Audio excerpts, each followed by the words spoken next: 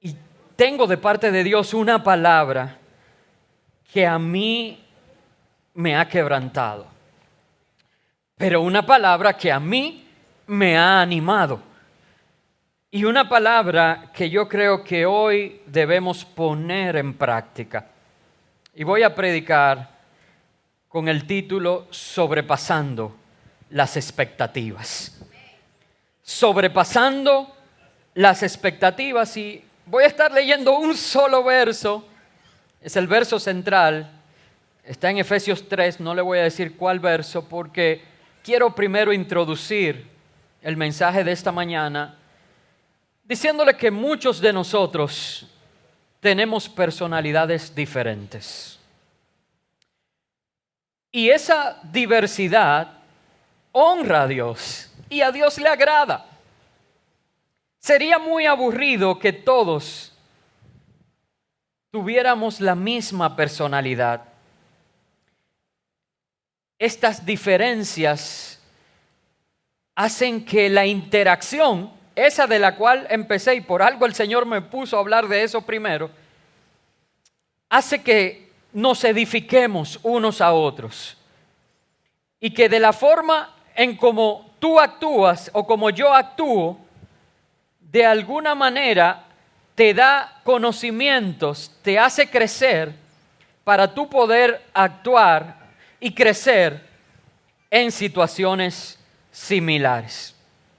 Por ejemplo, yo soy una persona que tiendo a ser muy emotiva y con pasión a hacer todas las cosas y de pronto, si usted me dice que vamos a pintar una pared de azul, yo voy a transmitir que esa va a ser la pared azul más bonita del mundo, porque el tono de azul que nosotros vamos a dar es un tono único, creativo y que a través de ese tono de azul cosas van a pasar. Soy yo, es mi personalidad. Pero con Yulisa yo he aprendido a manejar las expectativas. Ella me dice, bueno, es que si tú no creas tanta expectativa con esa pared azul, posiblemente al pintarla, cuando la gente entre en el local, va a mirar y va a producir todo aquello que tú has imaginado y que has soñado. Pero al mismo tiempo manejas un poco a aquellos a los cuales les sea indiferente ese color azul y no van a provocar en ti una decepción que va a afectar tus emociones, que de alguna manera va a dañarte o a herirte. Manejar las expectativas. Y bueno, si yo quiero hablar de sobrepasar las expectativas hoy, quisiera tomar esto y definir qué es una expectativa. Y yo lo busqué en el diccionario, un diccionario común y corriente. Expectativa dice, es la posibilidad razonable de que algo suceda. Una expectativa es la posibilidad razonable de que algo suceda. En el ejemplo que puse, la pared azul, yo no voy a pensar que al usted mirar la pared azul le van a caer 2 billetes de 2,000 pesos en cada bolsillo, porque eso no es razonable. Lamentablemente a veces el sincretismo religioso y cultural de nuestro pueblo hace que cosas como esa la gente todavía lo crea. Pero esas no son expectativas razonables. Ahora sí es una expectativa razonable pensar que a alguien se lo puede encontrar bonito o que a alguien le pueda desagradar. ¿Qué pasa con las expectativas? Que a veces crea en nosotros un temor que restringe nuestra fe. De hecho, mucha gente no quiere que se sepan sus planes. Mucha gente teme crear expectativas. Y escúcheme bien, yo no estoy hablando de que no sea prudente guardar cierta confidencialidad. Hay temas que no son de dominio público, que se tratan en un ámbito de respeto, de seguridad y de confidencialidad. Lo que yo estoy hablando es en términos de aquellas cosas que yo me propongo y que tienen una razón, que tienen una posibilidad razonable de que suceda. Si yo estoy trabajando para algo y hay una posibilidad razonable de que suceda, no debo temer a hacer parte a otros de eso que Dios ha destinado para mí. A veces la prudencia y la discreción son simplemente herramientas que utilizamos para tapar, para cubrir nuestra falta de fe. Y se mezclan muchas cosas. Se mezclan, como hablaba, a veces hasta el cabalismo. Gente que dice, no lo diga, no lo diga. ¿Qué pasó? ¿Qué pasó? No, que si lo dice, no se da. Hermano, eso no es de cristiano. Eso no es de creyente. La Biblia dice, creí, por lo cual hablé. La fe activa las promesas de Dios. Incluso la salvación, dice la Biblia, que con el corazón se cree para justicia, pero con la boca se confiesa para salvación. Entonces, si yo voy a estar en eso, yo voy a decir, yo soy salvo, pero yo no voy a decir nada para que se dé.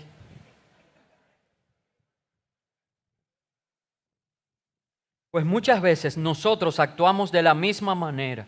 Hermano, pero si la Biblia dice que nosotros comeremos del fruto de nuestras manos, si la Biblia dice que tú y yo hemos sido llamados a ser cabeza y no cola, entonces yo voy a tener miedo de decir los planes que Dios ha puesto en el corazón, en mi corazón.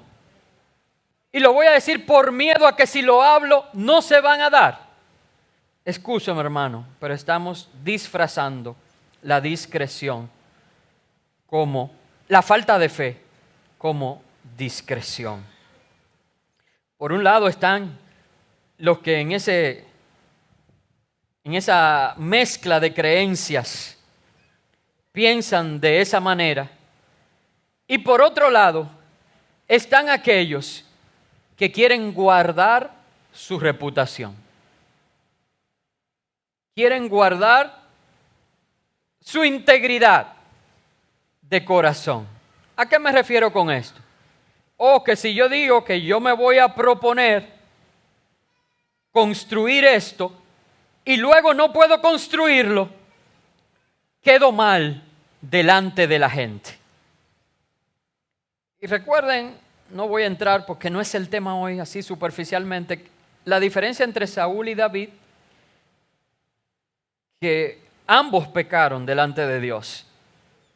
El problema fue que David se humilló delante de Dios. No le importó lo que pensaran. Aún su esposa dijo, pero ¿y cómo es? Pero Saúl, lo único que le preocupó fue guardar las formas. Ven, sal conmigo y adora para que el pueblo vea. Cuidemos eso, hermano, porque a Dios le agrada que nosotros le creamos. ¿No te he dicho que si crees,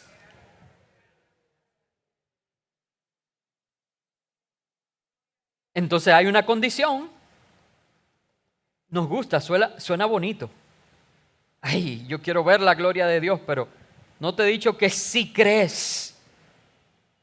Ese sí es condicionante. Por eso la Biblia dice que sin fe es imposible agradar a Dios. Mucha gente quiere manejar y administrar las expectativas y en términos de fe, eso no es posible. Sí se aplica a la pared azul, con la que yo inicié la introducción de este mensaje, pero no se aplica para los propósitos que Dios tiene en tu vida. Y eso en todas las áreas. No la estoy limitando al área de fe, sino a todo lo que tiene que ver con la fe. Pero aún en tus negocios son un resultado de tu relación con Dios. Que Dios ha decidido traer provisión a tu vida a través de esos talentos que Él te ha dado. Y no hay que temer en dar pasos de fe, claro, cuando siempre ponemos a Cristo en el centro de todo. No es actuar y luego pedirle al Señor que bendiga. Es ponerlo a Él en el centro y confiar que Dios hará. Isaías 55, 8 y 9, muchas veces yo hago referencia a este pasaje, dice, porque mis pensamientos no son vuestros pensamientos. Dios no piensa como nosotros, ni vuestros caminos, mis caminos, dice Jehová. Como son más altos los cielos que la tierra, así son mis caminos más altos que vuestros caminos y mis pensamientos más altos que vuestros pensamientos. Entonces, ¿cómo quieres pensar tú? ¿Con tu mente finita? ¿A la manera del mundo? ¿O con la mente de Cristo y a la manera de Dios? De verdad, si esto entra en contradicción con teorías por allí, de filosofía humana, de administración o de lo que sea, hermanos, yo prefiero creerle a Dios. Y el Señor nos ha estado hablando de eso los últimos domingos, que entre vosotros no sea así, a la manera de Dios, las matemáticas de Dios a veces entran en contradicción. Por eso dice en Hebreos 1:11, definiendo la fe, es pues la fe la certeza de lo que se espera y la convicción de lo que no se ve. Y ahí entonces entra en contradicción con la posibilidad razonable, ¿verdad? Con la expectativa que tenemos. La expectativa que a un médico que maneja la ciencia, que conoce el diagnóstico y que conoce la evolución de una enfermedad, la expectativa de un médico es que un enfermo de cáncer terminal tenga una expectativa de vida corta y que ya se acabó, que llegó al final del camino. Pero la fe, que no necesariamente es una contradicción de la ciencia, pero la fe va más allá de la ciencia, porque la fe depositada en el creador de la ciencia nos enseña que Él es nuestro sanador y que en su soberanía Él puede cambiar la situación de un cáncer terminal a una salud completa en la vida de una persona. Entonces, yo no quiero manejar las expectativas en mi vida. Yo quiero vivir una vida en lo sobrenatural. Yo quiero vivir una vida llena de fe, donde la certeza de mi esperanza y la convicción de que le sirvo a un Dios bueno en gran manera y cuya misericordia y favor me alcanzan cada día, me sostiene aun cuando mis ojos no pueden ver aquello que estoy pidiendo. Y en eso yo me quiero enfocar en esta mañana. Yo quiero que tu vida sobrepase las expectativas que todos tienen de ti. Yo quiero que tu vida sobrepase las expectativas que tú tienes de ti. Yo quiero que tu vida sobrepase las expectativas que en tu corazón has sembrado. Yo quiero que aprendas a sobrepasar las expectativas, cumpliendo la vida plena para la cual Dios te ha diseñado. Y para eso voy a compartir 4 puntos sencillitos. El primero de ellos tiene el verso central de esta mañana. Y todo lo que vamos a hablar gira en torno a esto. El primer punto es: Dios puede. Dios puede. Pastor, pero elabóreme eso. Yo no sé la situación que estás atravesando. Yo no sé lo que estás pidiendo. Yo no sé qué milagro necesitas. Yo no sé cuáles son tus expectativas. Pero puedo hablar de sobrepasar expectativas porque creo que Dios puede. Y vamos a ver Efesios 3:20. Efesios 3:20. Y si les dije, si no se van a acordar de más de una cosa, recuerden este verso y yo estoy feliz. Y si me permiten, lo quiero leer en dos versiones. ¿Verdad? Ya hablamos de lo que dejaron la habichuela puesta. Eso. Quiero que me permitan leer este verso en dos versiones. Lo vamos a leer en Reina Valera 1960 y luego lo vamos a leer en Nueva Versión Internacional. Y dice, y a aquel que es, léalo usted. No, yo no puedo leerlo así. Gracias, hermana Chabela, por ponerse de pie. Oigan esto. Y aquel que es poderoso para hacer algunas cosas. Para hacer todas las cosas. De a poquito. No. Mucho más abundantemente de lo que pedimos o entendemos, según el poder que actúa en nosotros. Vamos a leer la Nueva Versión Internacional. Al que puede hacer a medias. No. Al que puede hacer muchísimo más que todo lo que podamos imaginarnos o pedir por el poder que obra eficazmente en nosotros. Siéntense un segundito. Saben, cuando se hace un estudio exegético de este verso, y no es lo que voy a hacer ahora, pero cuando se hace de manera profunda, incluso si se van al griego, el idioma del Nuevo Testamento, para identificar por qué Pablo usa este juego de palabras que pareciera un trabalenguas. Por eso leí la Nueva Versión Internacional, porque lo pone de una manera tan clara y tan llana.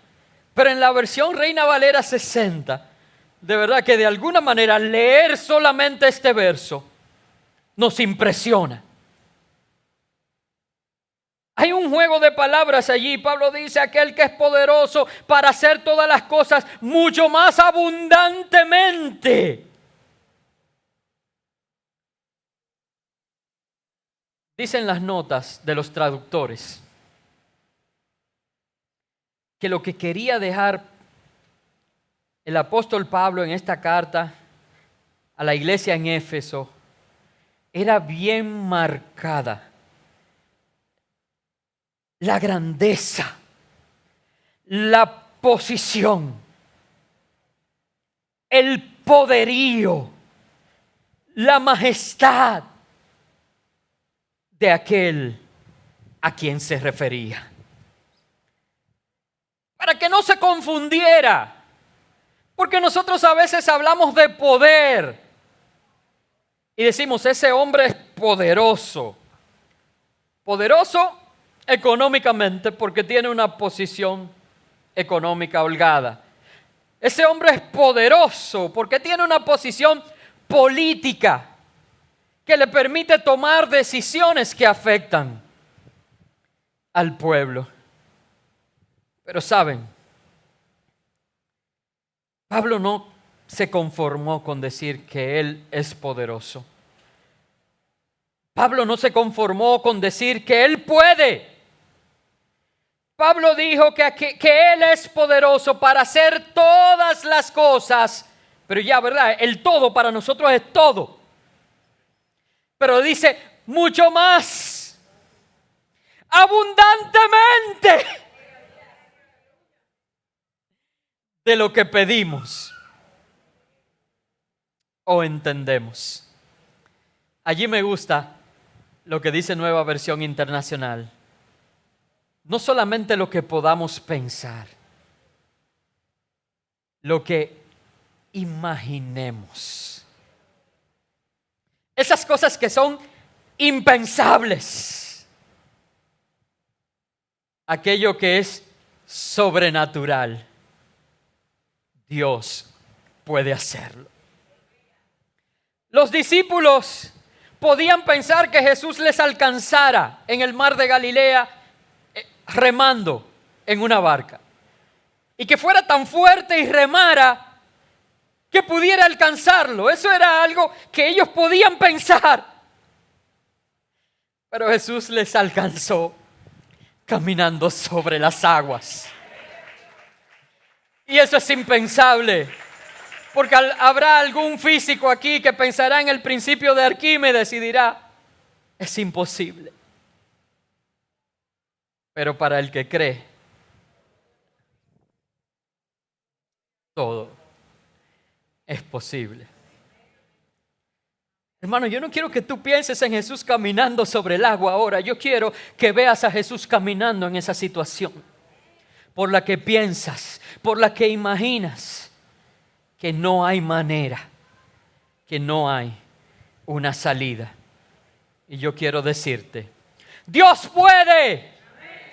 Él es poderoso para hacer todas las cosas mucho más abundantemente de lo que pedimos o entendemos, imaginamos, según el poder que actúa en nosotros, que actúa en ti y que actúa en mí. Número 1, podemos superar las expectativas porque Dios puede. Ahora, número 2, yo no sé si esta me gusta más. Es imposible como categorizar, ¿verdad? Porque que Dios puede hacer todo posible, valga la redundancia. Pero el segundo punto que quiero compartirte es que Dios quiere. Dios quiere. Aquel enfermo que se acercó a Jesús y le dijo, si quieres, puedes. ¿Qué le dijo Jesús? Sí. Quiero. Sí. Quiero. Sí.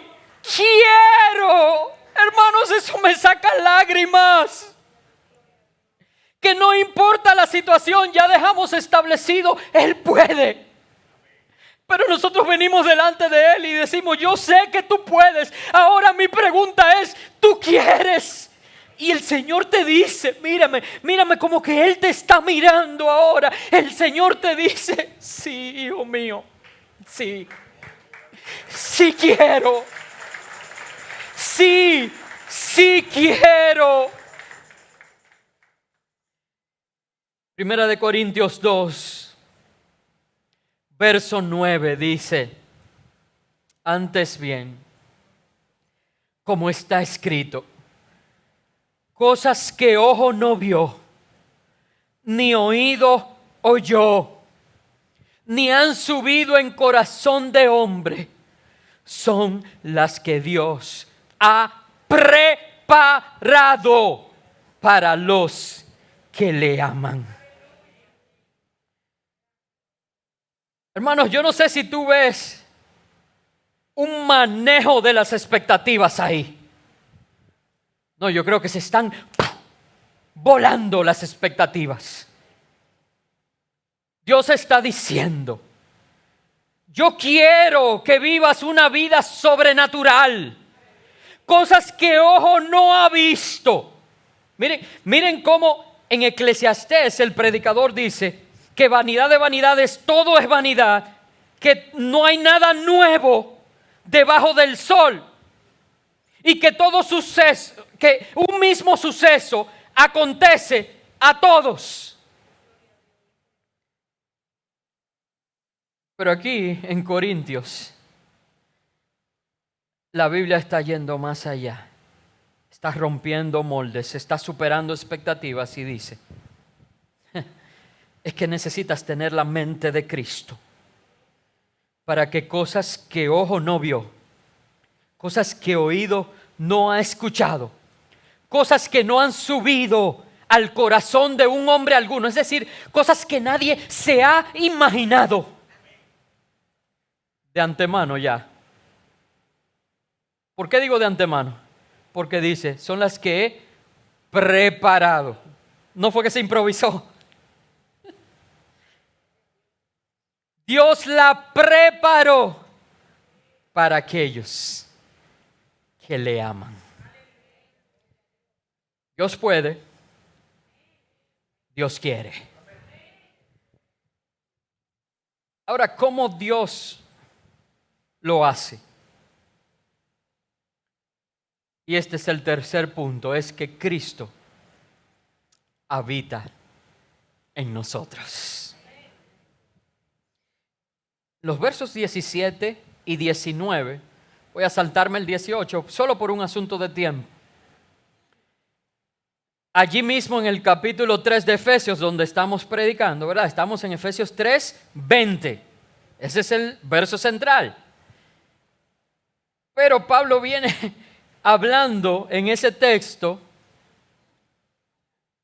una verdad en la que quiere que se enfoquen los miembros de la iglesia en Éfeso. Y solamente quiero ir a los versos 17 y 19 para que veamos esta verdad. Dice, para que habite Cristo por la fe en vuestros corazones. Para que habite Cristo por la fe. Ya hemos hablado de fe desde el principio, ¿verdad? Es la única manera. En vuestros corazones. Por eso cuando nosotros hablábamos en el verso 20 que a través del poder que opera en nosotros, es porque nosotros ya tenemos a Cristo en el corazón. A aquel que venció a la muerte, a aquel que triunfó, a aquel que resucitó. ¿Recuerdan que yo prediqué hace poco de eso? Y que en su resurrección nos dio a nosotros la victoria. Y ese mismo poder que levantó a Cristo de los muertos, ahora vive en ti y habita en mí. Para que habite Cristo por la fe en vuestros corazones. Y mira lo que dice el verso 19, que eso provoca. No puedo entrar en la altura, la anchura, la profundidad, todo lo que... Usted va a leer el capítulo 3 de Efesios, pero miren lo que dice el verso 19, ¿verdad? Porque Cristo por la fe habita en vuestros corazones. El verso 19 dice, para que seáis llenos de toda la plenitud de Dios. Miren, de verdad necesitarían un mejor predicador para que les explique esto. Eso es obvio. Por eso me disculpo. Pero voy a tratar de seguir una línea sencilla en la que podamos recibir algo que yo no entiendo. No entender algo, no. Recibir algo que yo no entiendo. La Biblia dice que en Cristo habita corporalmente toda la deidad. Óiganme bien. La Biblia dice que en Cristo habita corporalmente toda la deidad. Es decir, que Dios habita, está contenido en Cristo. Hasta ahí vamos bien, ¿verdad? Y ahora nosotros leímos que por la fe Cristo habita en nuestros corazones. ¿Usted ve por qué yo no entiendo? Y entonces, el verso 19 dice que por eso usted y yo estamos llenos de la plenitud de Dios. Dios habita en ti y habita en mí. Dios vive. El Espíritu Santo, el poder de Dios, actúa en tu vida. Dios puede, Dios quiere, y somos vecinos. Vivimos juntos, cohabitamos. Cristo habita en nosotros. Yo creo que si lo dejara allí, tenemos de dónde trabajar para superar todas las expectativas. Porque Dios puede, Dios quiere y habita en nosotros. Pero hay un cuarto y último punto que yo quiero que hagamos. Yo no dije que quiero que escuchemos. Yo dije que quiero que hagamos. Pongamos la fe en acción. El cuarto punto es, pongamos la fe en acción. No temamos por nuestra reputación. No temamos. Por eso la Biblia dice que el Evangelio para el hombre natural es como locura. Porque el hombre natural no entiende las cosas espirituales. Porque si usted me dice que hay un hombre caminando sobre las aguas, yo digo, ¿y este loco viejo? ¿Y este loco viejo? Ahora en lo espiritual, no solamente creo que un hombre caminó sobre las aguas, sino que creo que ese mismo me puede decir, ven. Y que si tengo mi mirada puesta en Él, si pongo la fe en Él, yo también puedo caminar sobre las aguas. Marcos 11:24. Quiero pedirle a los músicos que suban.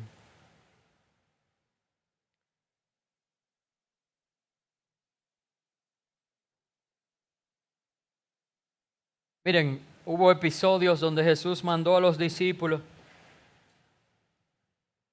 y vayan y echen fuera a los demonios y todo, y de allá para acá venían y decían, pero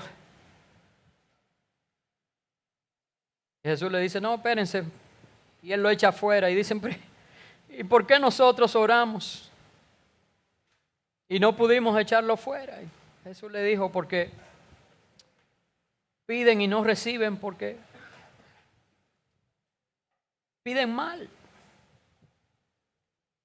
Y Jesús iba enseñando como hace hoy contigo y conmigo. Nos enseña, no se cansa. Pero en Marcos 11:24, Jesús da una determinante afirmación para sus discípulos. Dice Marcos 11:24, por tanto, os digo que todo lo que pidiereis orando, creed que lo recibiréis y os vendrá. Miren esto. Otra vez hay un condicionante. Porque a veces pedimos y no recibimos porque estamos pidiendo mal. Pastor, pero yo oro por esto y no lo he recibido. Perdón, Josué, los mandé a subir, pero ¿van a tocarlo ustedes? Ok. Pero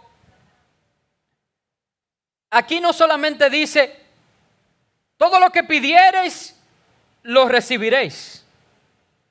Usted puede ver que en el centro hay algo, dice, creed que lo recibiréis y os vendrá. Y yo quiero que hagamos un ejercicio, pónganse de pie.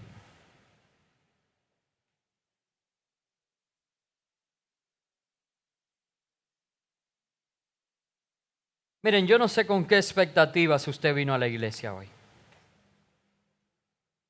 Pero ahora, en este momento, por la fe, yo creo que esas expectativas serán superadas. Y no lo digo basado en mis habilidades, mis conocimientos. Traté de que este mensaje fuera lo más simple y sencillo posible. Es más, no digo esto basado ni siquiera en lo que son mis circunstancias ahora. Saben, yo también estoy atravesando por situaciones difíciles. Algunos vinieron a la reunión de líderes y en esa reunión yo dije que yo me tracé una meta personal para este año. Y esa meta pende de un hilo. Lo que las circunstancias dicen ahora es que no la voy a cumplir. Y eso me ha afectado. Ha afectado mis emociones. Ha afectado mi ánimo. Me ha afectado físicamente también. Era algo que yo quería y que yo anhelaba. Yo no estoy aquí diciendo que en este momento se van a superar expectativas basado en lo que mis ojos ven, ni en la emoción de lo que siento. Porque mis emociones me dicen que era mejor quedarme acostado llorando en una habitación. Pero yo no vivo por lo que siento. Yo vivo por lo que creo. Y me sostengo como viendo al invisible. Y lo que creo va más allá de cualquier expectativa humana. Yo creo que Dios puede, yo creo que Dios quiere, yo creo que Jesús habita en mí y yo lo pongo por obra esa fe. Ahora la Biblia a veces dice que nosotros pedimos, no recibimos, pedimos mal porque pedimos para nuestros propios placeres. Entonces yo quiero que nosotros hagamos ahora un ejercicio doble de poner la fe en acción, pero dejar a un lado el yo y pensar en los demás. Y yo he pedido a Dios que esto sea como un Pentecostés, que el Espíritu Santo se mueva aquí de una manera visible y que como lenguas de fuego sean repartidas en medio de nosotros y que Dios levante en medio de este pueblo profetas que digan su palabra.